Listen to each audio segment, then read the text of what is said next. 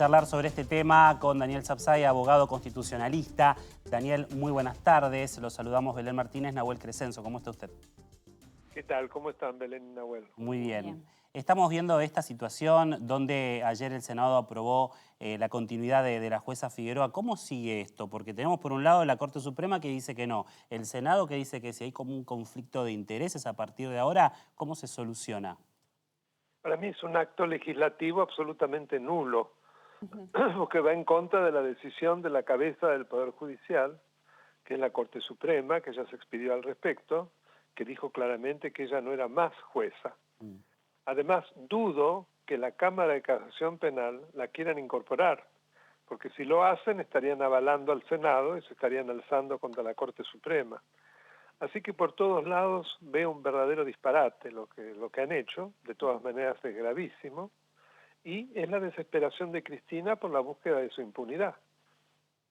Claro, porque en este caso desde el oficialismo lo que dice, por ejemplo, Sagasti, senadora cercana a Cristina Fernández de Kirchner, es que es exclusivamente del Senado esta posibilidad de llevar adelante esta prórroga, que se ha metido en el medio la Corte Suprema, pero la Corte Suprema ya se expedió al respecto. ¿Y ahora cómo continúa todo esto? ¿Tiene que volver a expedirse sobre esta situación la Corte Suprema? Están desconociendo el control de constitucionalidad que ejerce la Corte Suprema sobre todos los actos de los poderes políticos, siempre que se hayan precisamente afectado derechos, que es lo que ha pasado en este caso. Así que lo que dice Sagasti, como siempre, es un disparate, como si no supiera nada de derecho, o sabe, pero con el cinismo de siempre dice cualquier cosa. ¿Y qué actitud tiene que tomar a partir de ahora la Corte Suprema? Digo, ¿tiene que emitir otro fallo o cuál es el procedimiento? Bueno, lo que pasa es que frente a los incumplimientos no hay procedimiento. Claro. Es una situación de hecho que se plantea ante nada menos que la inobservancia de fallos de la Corte Suprema de Justicia de la Nación, cosa que no es la primera vez que ocurre, lamentablemente. De todas maneras va a tener que hacerlo, evidentemente, y es obvio que va a confirmar, para precisamente asir su autoridad, va a confirmar lo que ya ha dicho en el pasado. Claro, esto está en la Constitución. Cuando un abogado cumple los 75 años, si no se resolvió antes... Un juez, no, perdón, discúlpeme, me confundí. Perdón. Sí. Gracias, Daniel, de todas maneras. No, para que no se confunda perfecto, la audiencia. sí, No estuvo perfecto. Gracias. Cuando un juez cumple los 75 años, está en la Corte Suprema... Bueno, hoy estoy un poco torcida. Está en la Constitución, entonces, que indica que si se renueva, si se prorroga, el trabajo para esa jueza tiene que ser antes de cumplir esos 75 años. Entonces, ya es inconstitucional empezar a debatir justamente después de haberlo cumplido, porque lo cumplió el 9 de agosto la jueza Los Años. Lo cumplió y no existió previo a su cumpleaños, a la fecha de su cumpleaños, un nuevo acuerdo. Con lo cual es clarísima la situación de ella, que cesó. Daniel, con respecto a posibles fallos que pueda llegar a emitir la Cámara de Casación, ¿puede haber un conflicto ahí? Porque, digo, la Cámara emite un fallo, pero si está mal constituida por este conflicto que estamos viendo ahora, ¿puede pasar algo? ¿Un fallo contra la vicepresidenta con respecto a las causas que se están investigando?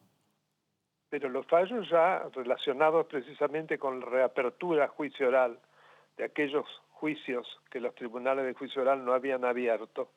La decisión de los jueces Daniel Petrone y Diego Barroeta Benia ya tienen ya son cosas juzgadas, eso no se puede revisar. Lo mismo las decisiones que tomaron al respecto. Es un problema mínimo de seguridad jurídica, salvo que aparecieran pruebas indubitables que demuestren que no era culpable la persona que estaba en tela de juicio. Pero ya eso no ocurrió antes, claramente el tribunal lo dijo.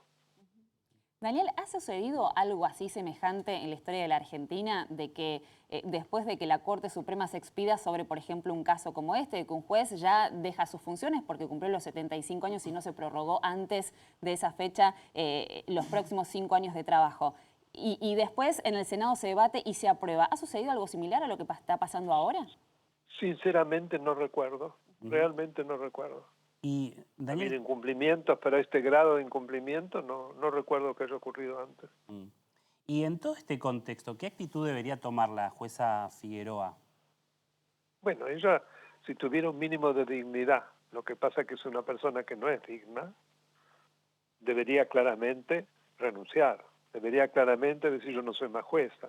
Pero ¿qué podemos esperar de una persona que si algo la ha caracterizado siempre es no ser una persona digna? Recordemos que ella no tenía antecedentes para llegar a ese cargo, de ninguna manera, como tampoco los tenía para ser titular de cátedra en la Universidad Nacional del Rosario. Se lo pueden preguntar a cualquier profesor de Rosario. No tenía nada escrito ni nada.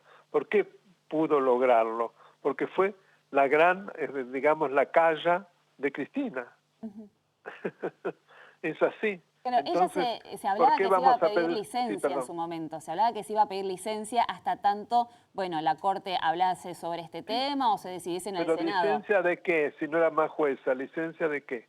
Además iba a seguir cobrando el sueldo, cosa que eso sí hizo, en donde ahí aparecen muchos delitos cometidos. ¿Se le puede hacer juicio a la jueza? ¿Se le puede hacer un juicio? Pero por supuesto, que ya no es más jueza, además. Claro. Claro. Y con todo esto que tiene que volver a jurar No, juicio político no, juicio común, un juicio penal. Común, ok. Y ahora ella para volver a la Cámara de Casación tiene que volver a jurar cuando retome su trabajo, digamos. Bueno, supuestamente sí, pero no le corresponde, porque solamente si ella se hubiera presentado a un concurso, hubiera pasado todos los procesos de selección y luego fuera seleccionada, entonces sí debería ser incorporada. Pero eso no ha ocurrido. Daniel, como bien sabemos. Y en el caso que bueno, ya no vuelva a sus funciones, que lo que se votó ayer en el Senado quede totalmente descartado por la Corte Suprema, ¿cómo se tiene que hacer nuevamente el proceso? ¿Desde el Ejecutivo tienen otra vez que presentar un nuevo pliego para que se debate en el recinto? No. Bueno, yo entiendo que ya no hay nada más que hacer. Ya está. Te dice si ella tiene el deseo de ser nuevamente jueza a pesar de su edad y demás. Bueno, se presentará como cualquier hijo de vecino la solicitud en el Consejo de la Magistratura para pasar los distintos pasos. Daniel, como reflexión, ¿en qué situación queda la justicia argentina, la política argentina, a partir de lo que ocurrió ayer con el sostenimiento de la jueza Figueroa y todas las investigaciones que se están llevando adelante contra la vicepresidenta? Bueno, la justicia queda como siempre, digamos, una parte que es la justicia legítima, que es a la que está ligada a Figueroa y todo esto, Fernández Sagasti y todos estos personajes nefastos. Por supuesto que queda mal, porque es una justicia militante, como lo dicen en su propio estatuto, que siempre fallan a favor de quien esté al frente del kirchnerismo. La otra justicia, la justicia que logra parar todo esto, la justicia que precisamente reabre procesos, queda muy bien, porque demuestra independencia y defensa de la República.